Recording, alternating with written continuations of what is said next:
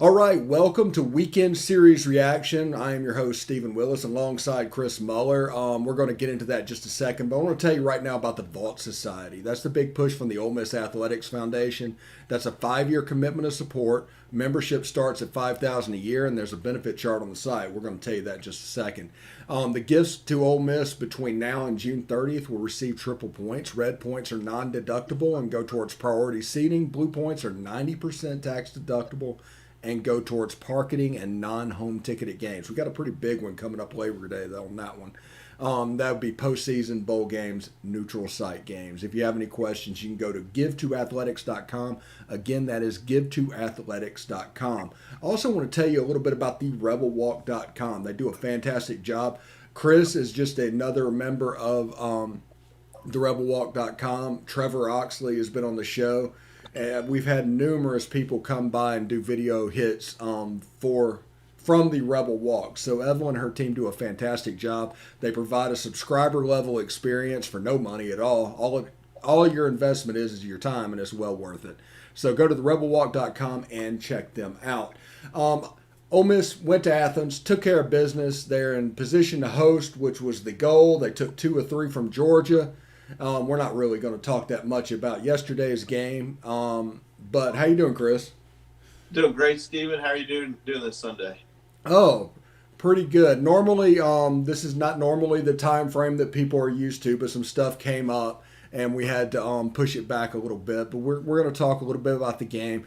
Doug Nikhazy had a fantastic opening night, career high in strikeouts, and just set the tone for that game and the Saturday game or Friday game. Yeah, 13 strikeouts, huge for Doug. You know, a cool thing was he struck out 4 batters in 1 inning, which I tried to get some stats on that, and Ole Miss Sports Information was not able to provide any information about that.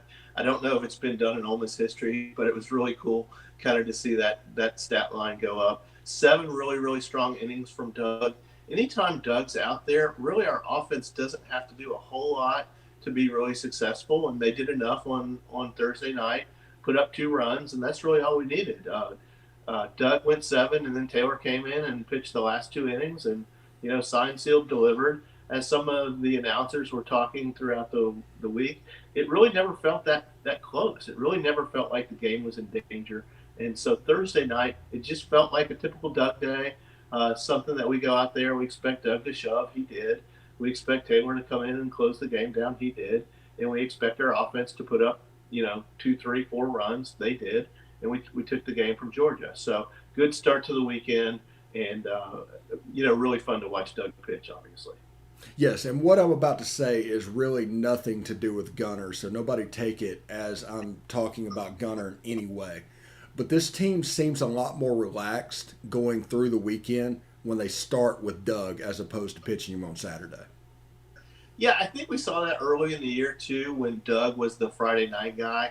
I think I know the reason that we went from Doug on Friday night to Gunner on Friday night was to give us that righty lefty look on the mound, so we didn't go righty on Saturday and Sunday.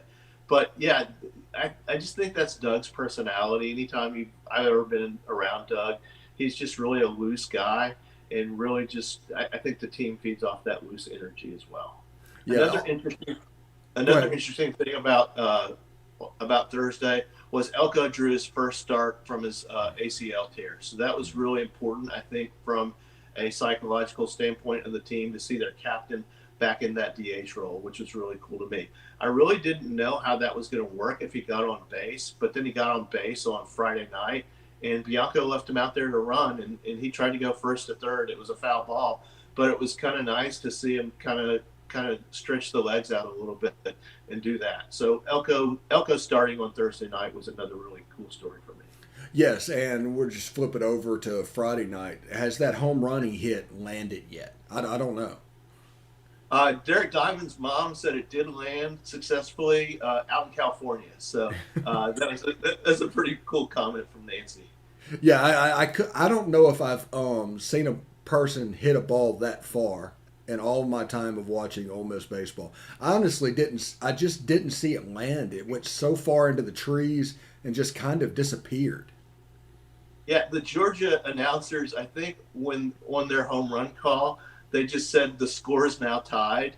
There was no other commentary, and then on Saturday they called the home run majestic, and I would kind of agree with that. It was an absolute shot. Ole Miss baseball tweeted out and asked if you needed more than, or if one ACL on a person's enough, and Tim Elko said yes, it was. He confirmed. We go ahead. That was a lot of fun. Mhm. Obviously, Jacob Gonzalez continues to impress from a freshman standpoint. Big home run in the fourth, and then the eighth inning was just really huge for us. You know, this team just never seems to get down on themselves. Entering the eighth inning, we were down 5-1, which, you know, that's a pretty big deficit going into the final couple of innings. But the big Graham home run, a 3-run shot, was really huge. His 12th of the year. And then we talked about the no doubter from Tim Elko, his second shot since returning from the ACL injury. Yeah, I have no doubts that between T.J. McCants and Jacob Gonzalez, Ole Miss has the best pair of freshmen in the SEC. Whether or not one of them is the best freshman in the SEC, that's another thing to say. The only other team that could actually have an argument would probably be LSU with Dylan Cruz and the kid on first base. I can't remember his name right now. Trey Morgan. Trey Morgan. I mean, that's an excellent freshman tandem as well. But I mean, that's a pretty neat matchup. Uh, no doubt. I think that between Gonzalez and McCants, it's just so special to watch those guys play, and I'm so happy that we were able to find a spot for TJ in the lineup. I can't imagine what this would be like without TJ in the lineup for us. He just brings so much energy, so much poise for a freshman. Draft eligible sophomore next year, so it'll be interesting to see what happens at the end of next year with TJ. And then Kevin Graham, again, just, you know, he's just that guy that continues to perform at a really high level. 3 for 6 on Friday night, and he's really our unsung hero. 4 RBIs. I don't think he gets the publicity that he deserves, but just really continues to go out day after day and really perform. Yeah, and it's also, you're seeing with Elko getting inserted back into the lineup, how big of a role protecting him behind as far as pitching goes actually was. So it's starting to come back into clear, and he's starting to catch fire at the right time. Let's move on to Saturday. Peyton Chatagnier, home run. Is this the thing that gets him going a little bit? Boy, we hope so. I think that if Peyton can find that spark that he had early in the season, it can really propel us. And I think it's really necessary moving into the postseason for Peyton to really get it going. And I think if he can, you know, it was just one thing, but I think that often in baseball we find that just that one spark can really turn players slumps around, players perspectives around. So I'm really hopeful that was the spark that gets things going for Peyton. Yeah, a lot of people don't realize when it comes to athletics, and especially like college athletics where amateurs are out there, people read their press clippings and it has an effect. If you get on a player and tell him over and over something has happened, that player will eventually believe you. And so it's very careful and we need him to come out of this slump, and we need people not to pile on when he's not doing that well.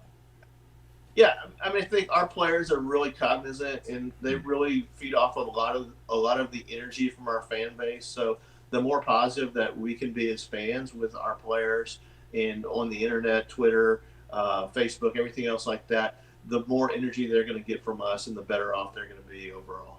Yeah, I think it's a good mindset, especially on social media. Have fun. Just do that. It might aggravate other fan bases, but it's going to help your team, and it's going to be fun within the fan base, and you're going to have a good time as well. Yeah, and that's what sports is all about, right? For us fans, it's a distraction from our everyday lives, and we just need to treat it like that. These guys are going out there and they're giving their all for the name on the front of the jersey, which is Ole Miss, and it's really important for us to get behind them and support them as best we can. Yeah. How about Brandon Johnson this weekend? We talked about it in the preview, then it happened. How about his performance this weekend? Yeah, really good. I think that's another bridge. We've talked about the bridge to Broadway a number of times on this show, And I think Johnson can really be that bridge to Broadway when in those middle innings, when, for example, Derek Diamond gets bounced like in the fifth or sixth inning, and we can't put Broadway in quite yet to shut things down. Johnson can absolutely be that bridge, and he can really soak up a lot of innings over the course of a weekend. And we're here now. We're at the postseason, and it's a whole different ball game. It's the first weekend of regionals is not win 2 games and call it good. We've got to find a way to win 3 games over the course of a weekend, or even 4 games if something were to happen and we were to lose one. So it's really important for us to look at that and to figure out where we can find those bridges from the starter to Broadway. Also, I am a little bit concerned. Georgia had a lot of lefties on their pitching staff. We took 2 or 3, but there was some effectiveness that affected some confidence later on as the series went on at the plate. We had a couple of big innings, but it is something to be concerned about, I think, especially in that 1-4 game coming up in the regional. Yeah, the 1-4 game is really going to be interesting for me, especially to see who we throw from a pitching perspective. Nobody's really asked Coach Bianco that yet, and I'm certainly not going to be that guy. But do we throw Doug in the 1-4, or do we throw Doug on Saturday of a regional? And it just continues to I continue to go back and forth. Do we get that game 1 win and move on to Saturday and roll with what we have, or do we throw out a Derek Diamond on Friday night and hope we get the job done in that 1-4 game, and then move on to that 1-2 or 1-3 game and go from there? I don't have the answer. I don't have the Sharpie, so I'm not going to make that call. I do know that Mike has done that before, and I believe that it was not successful in the year that he did that, where he moved the Friday guy to Saturday of the regional. So we'll see. Obviously, different year, different mindset. So it's those guys will get together. Him and Laugh will get together and try to figure out what to do. But obviously, the SEC tournament's this week, so I think that's the next thing to look at. We start on Tuesday. We got the 5 seed, which is fine. It is the late game on Tuesday night, which is kind of a weird thing. Thoughts and prayers. Say again? Thoughts and prayers. Yeah, there's no telling what time that game is going to start. I think the 3rd game at Hoover is scheduled to start at 4:30. So theoretically, that puts us around 7:30, 8 o'clock. Good luck with that. I encourage everybody to put a late pot of coffee on and be ready to, and hang in there for a number of hours. I've not really stayed up and watched that late game too much, but I've seen all kinds of LSU conga lines and various different things going on at the SEC tournament. So things get crazy. Hoover after dark is kind of a crazy thing, much like the Pac-12 after dark in football. We are playing Auburn. We did sweep Auburn earlier in the year to start off the SEC campaign for us. So that's a feather in our cap. Auburn has been playing better of late. They're 5-4 in their last 9 games. They've taken the last 2 or 3 series, and they are going to throw Jack Owen on short rest. So he was the guy that pitched on Thursday night against Missouri for them. He went 6.2 innings, allowing 2 runs on 4 hits, 7 strikeouts, and just 1 walk. So looks like a guy that's around the plate quite a bit. So it'll be really interesting to see what we're able to do with Owen, as well as who we start. Mike announced the starter as the traditional TBA, which is what he's done the last several weeks for the Tuesday starter. Mallets didn't pitch this weekend, so I can kind of expect him to be out there early on and then just see where it goes. I'm really not concerned about our performance in the SEC tournament. Mm-hmm. I do think we've locked down the host seed. I don't think the postseason tournament matters all that much when we've got our 18 wins already in the books. However, if we went really far in the tournament, I could see it moving us up in the standings a little bit. But I'd really rather us look forward to the road to Omaha rather than see what we could do in Hoover. Playing that extra game on Tuesday really does make a difference. Do you happen to know what our RPI is at the moment? I don't. I would imagine it's somewhere in that 9 to 12 range, which is what we were at last week. Yeah. I just wonder if it's far enough away that no matter what we do in Hoover, if we won the whole thing, would that not give? Would it be enough to give us a national seed? Because if that's not the answer, I mean, we've already locked down hosting. If we can't get a national seed, at that point, it's just save arms, right? Exactly, and I think that one thing that I don't really care where we end up in Hoover. I would like to see us win Tuesday's game and get Doug a start. I think Doug's got an opportunity now to join a really elite club, 10 wins and 100 strikeouts. And I think Hoover's going to be really critical to try to get him to that. He's at 8 wins right now. So if he can get a win in Hoover, that gets him to 9, and then a win in the regional gets him to 10. Hopefully we get to the Super Regional and Cultural Series. If we're able to get that far, it's a done deal for Doug to join that club. I think there's only 2 other pitchers in the club. And I think if we get past Auburn, there's a potential rematch with Vanderbilt waiting for us. I believe that's correct. What does Corbin normally do with these SEC tournaments? Would he save Jack Leiter and Kumar until a little bit later in the weekend, or how does that normally work? Gosh, I would. If I have the opportunity to save my pitchers till Thursday and Friday, I'm sure going to do that. That would be normal rest for Kumar and for Jack Leiter. Yeah. So they obviously everybody played Thursday, Friday, Saturday this weekend. So I wouldn't trot anybody out there on Wednesday if I'm Corbin. Also, before we get out of here, Rob Childress at Texas A&M not retained, contract not renewed, and there might be a little bit of an interest on the Oxford side, I hear. Yep. So I've got a little bit of a source down in College Station, a good friend of Mike Clement. He indicated to me that Mike probably was going to be Ross's first call. So we'll see where that leads us, see where that takes us. But obviously, would be a great opportunity for Mike Clement. I know Mike's family is from the Bryan College Station area, so it would be a good opportunity for them to return to a place that they've been before. So we'll see what happens. College athletics is a little crazy. A&M obviously has a ton of money, and the difference between an assistant coach's salary and a head coach's salary in the SEC is significant. So we'll see what happens. Yes, and we will cover tomorrow on the Palmcast. Tune in for that. The reports coming out that Ole Miss is prepared to hire the offensive line coach Jake Thornton from Gardner-Webb, an FCS guy. He was with Lane at Alabama with him and Wilson Love. There was a little bit of a triumvirate there. And a good GA, seriously. People are going to see that. But a good GA is heavily involved in the X's and O's and are usually the first look at an eval. So there's experience that is gained from that and why they build up. Any thoughts about that offensive line hire, Chris? I'm excited. The end of baseball really rolls into the beginning of football, so I'm really pumped up for Rebel football this year. I think it's going to be a great year for us. I'm excited. I know the rest of the fan base is excited.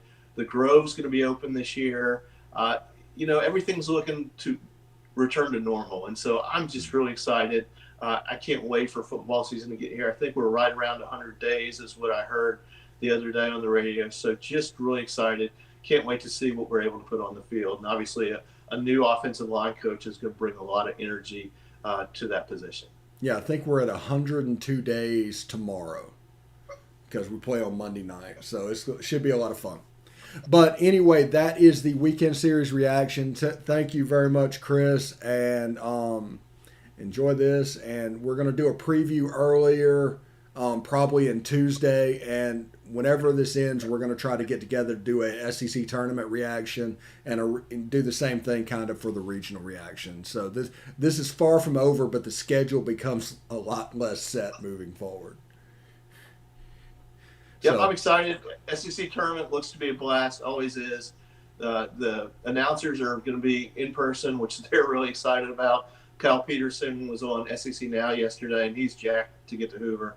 I know Ben McDonald's going to be down there, so it's going to be just as exciting for them as it is for the fans. So really excited, and the teams really excited about Hoover, and really excited moving forward. It's the postseason's here, so it's time to party. Let's do it. All right, for Chris, I'm Steve. This has been Weekend Series Reaction, and we'll see you next time. And as of course, hotty toddy. Hotty toddy.